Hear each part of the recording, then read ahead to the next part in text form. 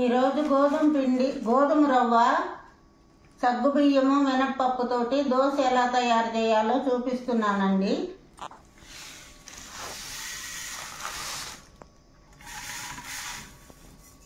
ఒక గ్లాసున్నర గోధుమ రవ్వ వేసుకున్నామండి.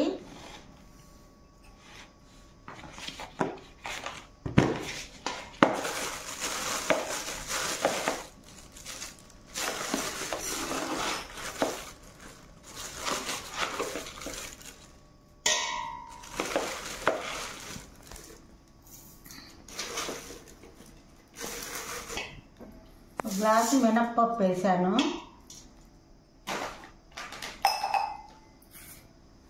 దీనికి కొలత ఉండదండి, సగ్గుబియ్యం వేయాలి.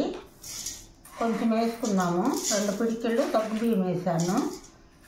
ఇది 4-5 గంటల పాటు బాగా నానాలండి. నానిన తర్వాత బాగా మిక్సీకి వేసి మెత్తగా రుబ్బుకోవాలండి. మంచినీళ్ళతోనే కడగాలి. కడిగిన తర్వాత మిక్సీలో వేసుకొని రుబ్బిన తర్వాత ఉదయం దోశకి రాత్రి అంతా నానిన తర్వాత ఉదయం దోశ పోసుకుంటే బాగా వస్తుందండి. నైట్ అంతా దోశ పిండి బాగా పొంగాలండి. పొంగిన తర్వాత దోశ బాగా వస్తుందండి. మీరు కూడా ట్రై చేయండి. ఇదిగోండి గోధుమ రవ్వ, సగ్గుబియ్యము, మినప్పప్పు బాగా మిక్సీకి వేస్తున్నానండి. 4 గంటలు నానిన తర్వాత ఇది రేపు ఉదయం దోశ వేసి చూపిస్తానండి. బాగా పులవాలండి, పులిస్తే బాగా వస్తుందండి.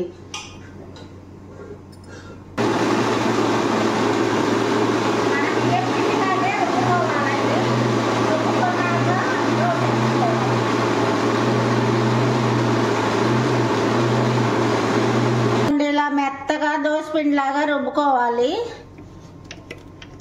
ఇది ఉదయానికి బాగా పులుస్తుందండి. పులిసిన తర్వాత దోశ వేసుకోవాలండి. ఉదయం రుబ్బిన గోధుమ రవ్వ దోశకి ఇదిగోండి ఇప్పుడు పోస్తున్నాను. బాగా స్మూత్గా వస్తుంది దోశ, మన దోశలాగే వస్తుంది.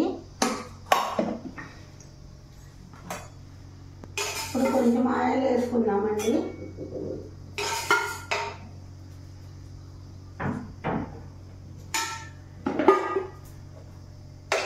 దీంట్లోకి మేము కొబ్బరి, పుదీనా, పల్లీల చట్నీ చేసుకున్నామండి. ఇదిగోండి బాగానే వస్తుంది దోశ.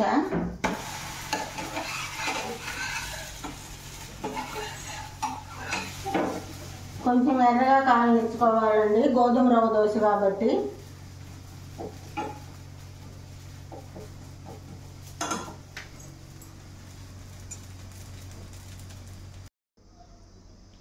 ఇదిగోండి పుదీనా చట్నీ, కొబ్బరి, పుదీనా, ఏడుశనగ గుళ్ళు వేసి చట్నీ చేసాము. ఇదిగోండి గోధుమ దోశ బాగా కిస్మీగా వచ్చింది. సూపర్గా ఉందండి. మీరు కూడా ట్రై చేయండి. లైక్ చేయండి, షేర్ చేయండి, కామెంట్స్ కూడా పెట్టండి.